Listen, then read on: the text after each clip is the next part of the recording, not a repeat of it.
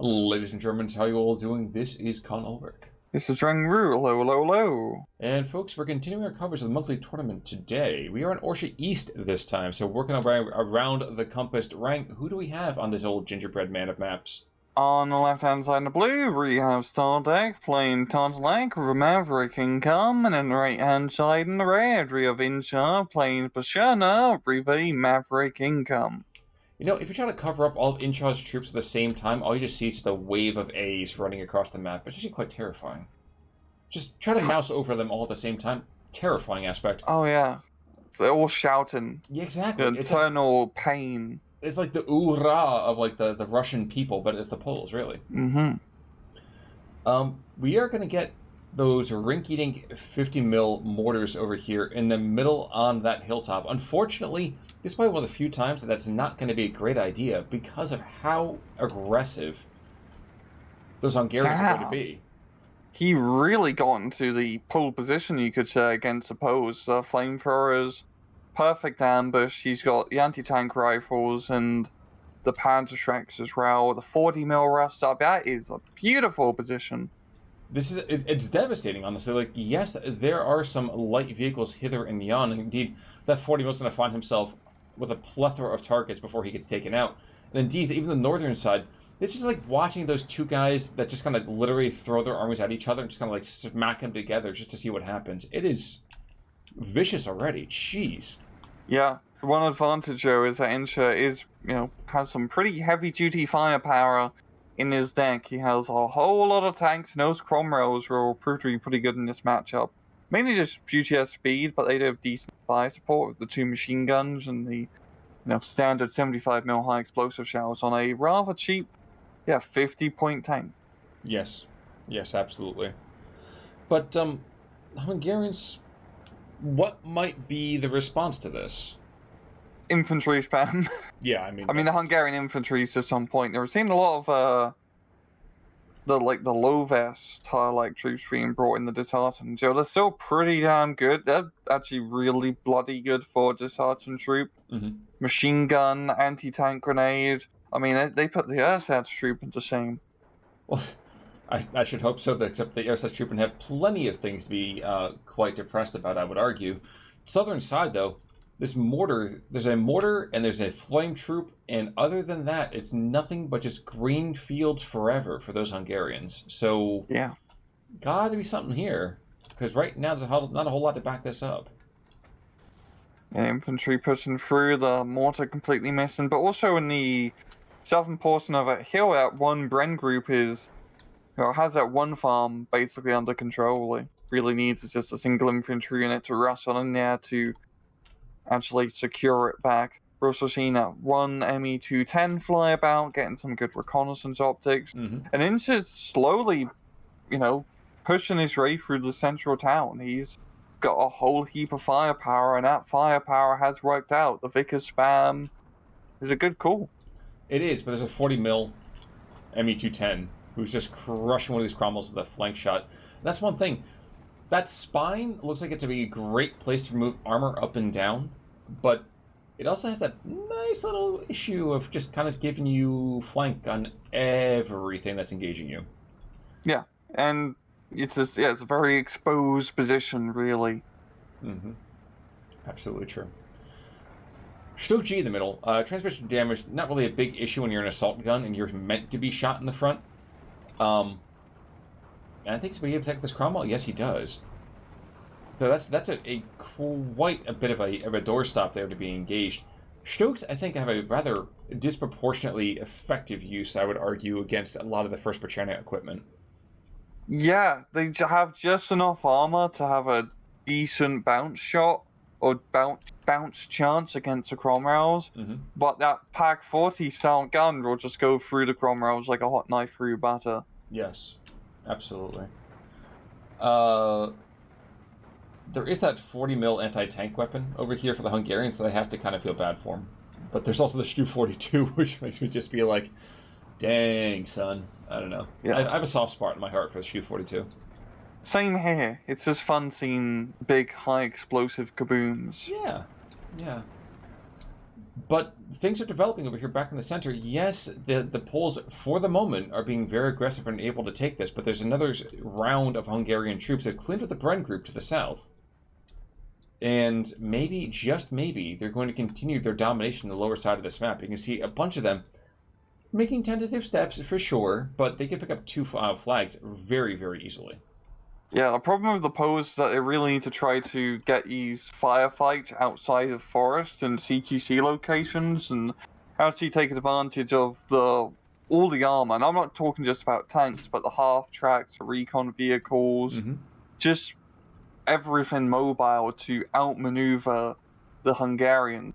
If, for example, Insha can push Stardekk off that hill and then play out in the open in the fields and valley below the hill, that's a very good position for him to get into. You're also seeing Stardekk bring up an off-map artillery of his own, so that should probably change momentum in his favor. It is certainly possible. It is certainly possible. I'm just kind of taking a look over the entire map here. There's so much going on. Most times we're kind of struggling to say, okay, well, what's going on here? Like, if we really kind of talk about, geez, everywhere. I don't even know where to look, because every single place I look at one spot, I'm like, boy, there's more action over here. Like, this entire thing looks like a Jackson Pollock painting. Yeah, we got, like, pockets being formed all over the bloody place, and that's because Insha's actually using his armor somewhat effectively. Just a small, half-track pushes is gaining him a decent amount of territory. It's not strong territorial gains by any stretch of the imagination, but it's the type of play he needs to be doing with the Pancerna, and I'm happy he's actually doing it. We are going to see the first whispers of that off-map speaking, though. 100 mil munitions are going to be dropping down on top of those mortars and what was going to be a Bren group. But one thing I think I actually kind of like about this is that those mortars, since they are so quick and nimble, the nimbleness ends up being kind of a liability. Yeah. Because if I hit anything close to that, they take even moderate casualties, so things are completely worthless. I mean, because they get taken out just that quickly, but, Yeah.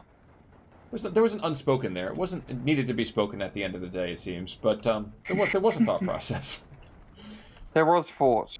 And even though there wasn't much to really off-map to begin with, I mean, Stardekk now has a pretty good opportunity to push on through and root himself into that town by just spamming lots of infantry. He just needs to start setting up roadblocks. We're also seeing the off-map artillery actually relocate to the northern side here, so he's going to be spreading the love all over the map.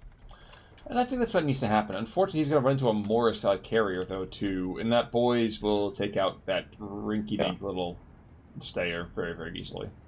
God, imagine getting killed by a Morris LRC. It's like the ugliest looking recon vehicle. Yeah,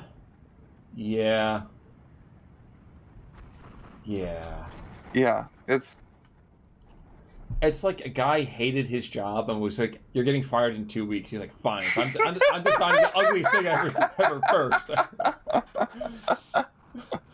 Or like Jim was. What do you mean I can't draw swastikas in the stalls? Exactly. Or like Hans was sleeping with his wife or something. It's like, I don't know, man. I don't know. But, a second Stu 42. First one got taken out. Second one comes in. First shot takes out a Cromwell to the north. Just built different. Yeah. You can't even just help but just shake your head at that. Checking back in the southern side, there's been a lot of equipment tossed at this.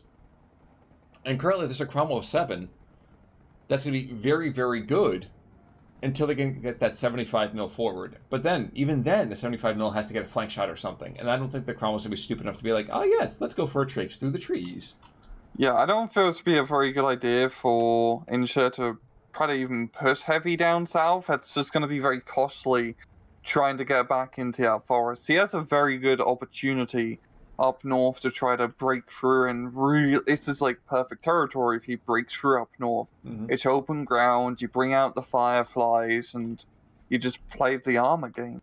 And he can play the armor game really bloody well. He certainly can. There's actually a second off-map being brought on in here too. Jeez, where is that? Oh, he's in the central position. So there's one south, one further to the north was engaged by Vickers. I think we're going to see maybe a double push here.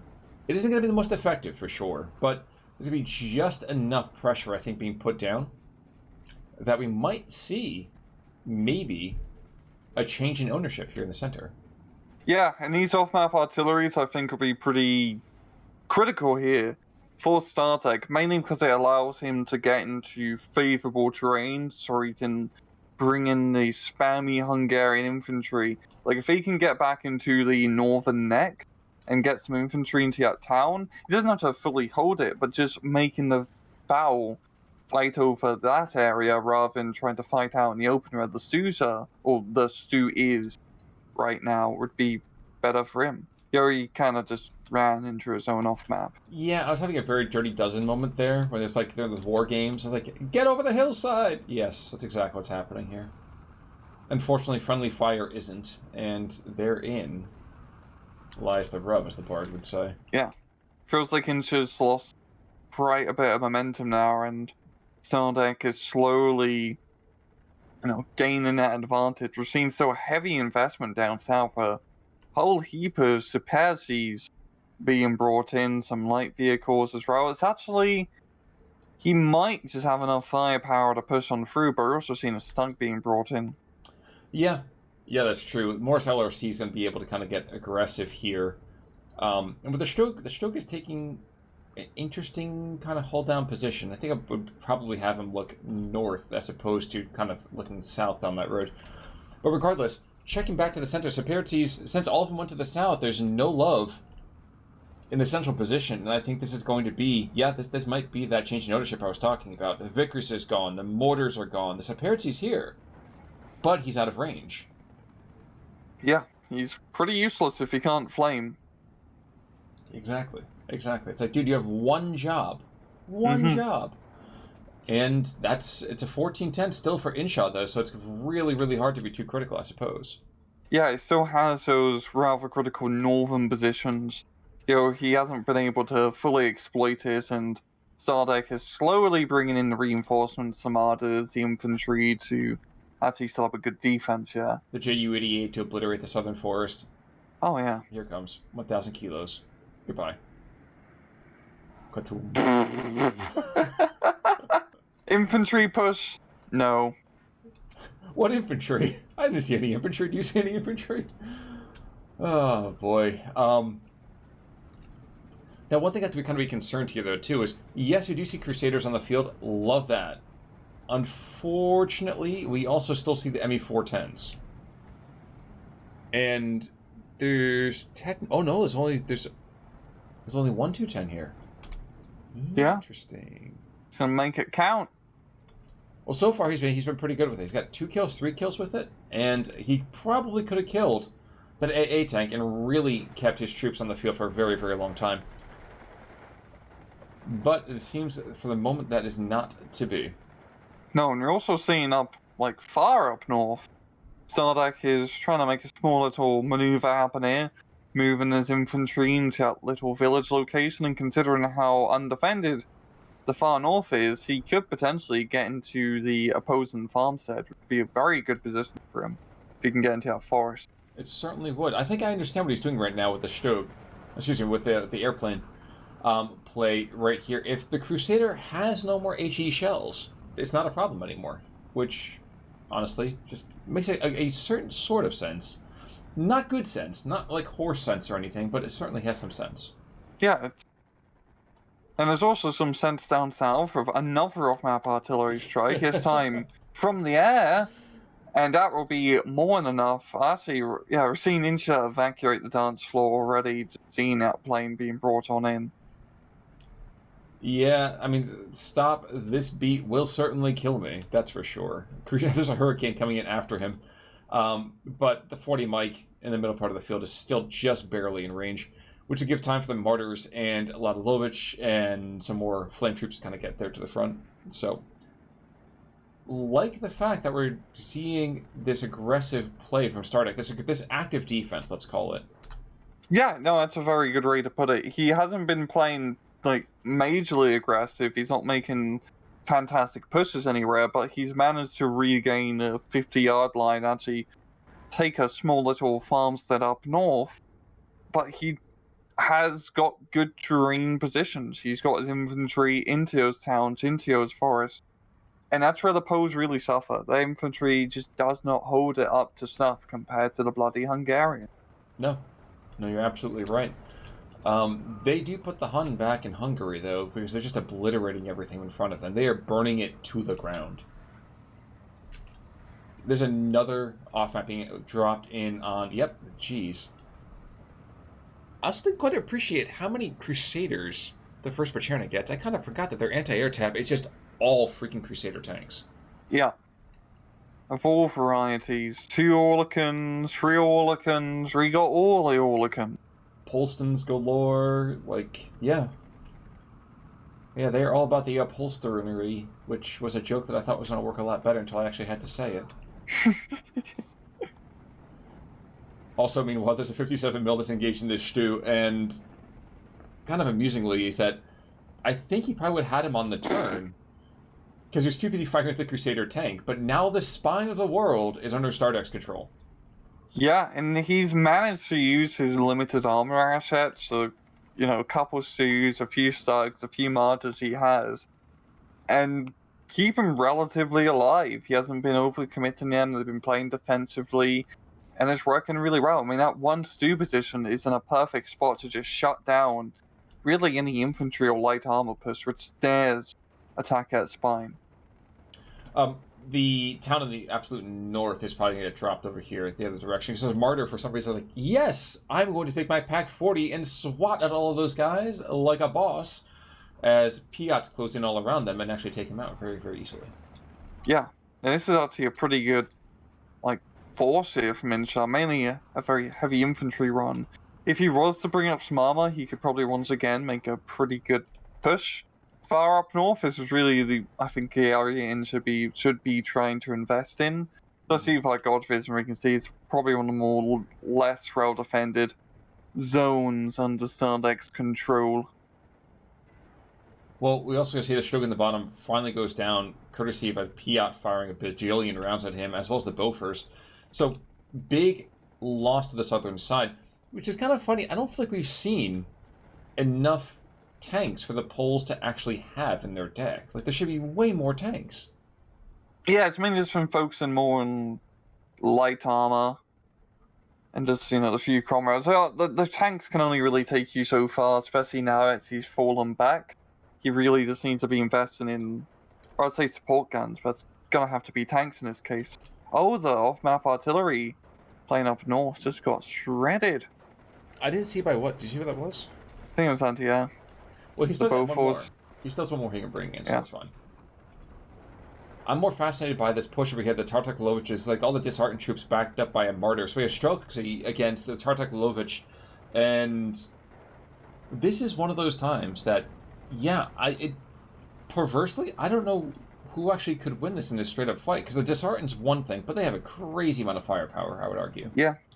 Honestly, the Tartelek Lovich is I don't know why they're disheartened. They have such a good firepower. By the way, there's the twin brother to that 305. He's right back in here. He's going to drop that artillery strike on the hillside. And if I am... No, really? Huh. There we go. Oh, there we go. And Hurricane's making runs galore here as they're desperately trying to turn around this push.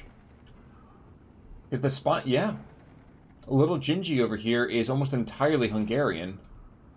And these Strelkies, if you can keep them in position for 20 seconds, which I don't think is too much of an ask, it's going to get very bad very, very quickly. Yeah, it's just managed to completely overwhelm the front line with just so much bloody Tartelek dudes. I forgot how crazy 12th Tartelek is, which is that disheartened spam. Oh no, they're all falling back into the artillery! Oh no! And there once was a hillside. Yes, falling back. Good plan. Very good plan. Oh, yay. Damn. Oof. Folks, that is approximately, 1/14th? 1/13th of the Polish troops getting pounded into paste. Yeah, that's freaking brutal. Southern side, quick push going on here. I'm sorry to interrupt there, sir. Oh, no problem. LRC Stewarts and a 17-pounder. Theoretically, they can push through, but not when you suddenly have all these other equipment just between JU-88s and 40 mils going in, so this is going to get bad real quick. Yeah, Insha, through heavy investment, has been able to get a foothold into your southern forest position here, and that's the anti-air coming in pretty clutch, stopping in heavy air investment. But Stardekk still is in that forest, and it's going to take more heavy investment to rout out. I feel like this was just a misallocation of resources here from Insha. Like, he lost his momentum trying to fight over a forest fight he can't really win. Just remember, guys, bombs are the answer. That's the answer to the question. Only you can prevent forest fighters. So, not Smokey the Bear. It's smoking out the bears. So yeah, the head over here completely in Tartelek control. The right arm, not really fully in Stardekk's control, but I feel like the poles are at a breaking point. You said the pole position before. You're absolutely right, but I think right now, I think someone else is going to be threatening for that pole position. Yeah, and it's just at this point, I don't see where Insha can really use his tanks all that effectively. There's just so much infantry in all areas of the map who he has to mow down. It's just going to take too long. Especially now we're in C phase where both sides only have their 80-point income. It's harder to commit offensive operations. One final 305, I think, is engaged into the northern side, and we can see again. Yes, probably some of the Hungarians are going to get hit with this too. But once again, another Polish push gets pounded into paste. And the alliteration was just right there. I had to go for it. But two or three squads going down by that. I had to see the number of kills from these artillery positions. I feel like they have been just devastating. Yeah, the off-map's been very clutch here for Stardekk. And then, Maverick-style divisions, it plays out quite well because you really can afford to buy them out and B phase, and that's trying to make the most important effect on the match. Because now once you get into C phase, you just kind of play defensive. It's easier to play defensive when both sides are Maverick and you have the upper hand. True. I'm also noticing that some of the anti-air has gone down. Yes, there still is a Crusader Mark II in the southern side, and he's going to try to engage this JU-88. He might even get enough pressure here to really freak out those bombs. But nope, bombs come out, which is the infantry is going to die. You'll probably hit the Hungarians as well, but still. Good enough. 50% casualties is good. Yeah. And those tanks on the edge of the forest can't do much. They're not going to go into the forest. It's a bloody death trap. The Martyr, however, is, and he's going to get a very good ambush position. Well, there was a Stug. He's located down to the southern side here. Oh, look, the Martyr has killed the vicious Morris car. Yeah, he's just offended by the bad design. I don't blame him. Yeah, neither do I. Stewart making a very, very brave run here, but another Shoreman going down. Yeah, the Martyr knows what to shoot at, man. Yeah, he's in a perfect ambush position, yeah. And the pulls, I think we're getting the last kind of desperate rushes here, but just one by one, everything. That Martyr has killed 3 vehicles. He's going to go down to this Piat, mark my words. But, jeez. Getting there has just been such a crazy, crazy fight for him. Yeah. And just looking at the center part of the map, it is just a firing line of angry Hungarians. We have seen Insha being able to get a foothold back onto the hill, but he barely has forces to make an effective push. Well, there's a Strogan Defilade that's going to engage him probably... Oh, no, okay, that wasn't him that killed it. I think it was the 40 Mike that killed. But, yeah. I mean, you had a Sherman, you get backed up by 2 Cromwells. Nice kind of initial push to get in there, but there's too many fire sources. There's no way for him to really effectively engage all of them. Yeah. It's overwhelming for targets. And the southern side is just completely... But for one Sapertsi, which is going to go down here very, very soon, or just become a non-entity, really, there's nothing else there. No, I mean it sincerely. Yeah, like, I know. Yeah, what else is going to be there? It's insane. There's nothing. He can actually push out of the forest and get into his farm positions, which is... You never want to allow it to happen. No, you don't. And we're going to be seeing there's a couple of Pack 40s over here, the 75 mil in the middle, with the Pack 38 really, that's engaging a Sherman that's on the hilltop, and we're seeing some of the advanced positions being ground down. Yes, that's a problem, but not enough of a problem, and that's kind of what we keep coming back to here. Yeah. Is that the Ju-88 making a run to the north? Yes. I don't know if he got his bombs off. I don't think he did. I don't think so either. Now, Dragoonies are slowly getting picked off one by one. Yeah, the Martyr taking a couple here, a couple there, a couple here, a couple there. Actually, you know what? I think there's an ME-210 who's just making just recon runs on the southern side. I actually kind of like that, because he's keeping eyes on that Tapirtsi more or less. Yeah, and this is where recon planes can come in very useful, is when you're making very vanguard maneuvers like this. And you can't, bring in the ground-based recon, just having that plane fly about and give some preliminary recon can be quite helpful. Now, will the Hurricanes kill the Stug? That's... Yeah, yes. But I feel yes, they do. That was a petulant kill, I feel like. I think that was a kill that was like, well, I can't do anything else with these guys. I might as well go down to the bottom. Then Orsha is going to see, hey, yes, Auntie, I should probably leave. Exactly. He certainly is getting rocked like a hurricane right now by all the ground fire. He does get out, though, which is the important part. Now, northern side, there's a whisper of breath here, but a true whisper. So Lovich going behind enemy lines, he's going to pick off this Sherman. He might die afterwards, but he's going to pick off the Sherman. It feels like it's the last thing he does, but the Sherman sees him at the last second. Oh, lucky for him. Yep, and relocating just to get out of range. Lovich over here is going to probably get a nice surrender here in just a moment. But southern side, there was a 17-pounder being brought on in to maybe kind of stymie that Stug. Stug took out the 17-pounder while still on his track, so... Oh, wow. Yep. Then the infantry are just slowly getting into position here. And it's quite good, because he hasn't even, Insha has had an opportunity, at least, to get one or two infantry squads to hold the farmstead and at least slow down his push, but... No, that's a huge chunk of territory and flags, which you really can't afford to give up. Well, it's kind of funny thing is now we have recon planes, we have anti-tank planes, we have recon planes as an off-map. We have just a crazy amount of equipment. So one single bomb goes off, so apparently somehow you only press the drop bombs button one time. Yeah, and it's enough. I'm sure it's just like a big button. Yeah. And it just has the bomb icon on it, and the German pilot just smashes it. Oh, absolutely. He kind of throws out the Heil and then hammers the button. How Hitler. Heil down. To see how much of that is fantastic. Exactly. But over here, Insha unfortunately going down over here to Stardekk, and a lot of that right there, I would argue, was just the off-map. The off-map stuff was brutal. Yeah, Insha had really good momentum in the early stages of the match.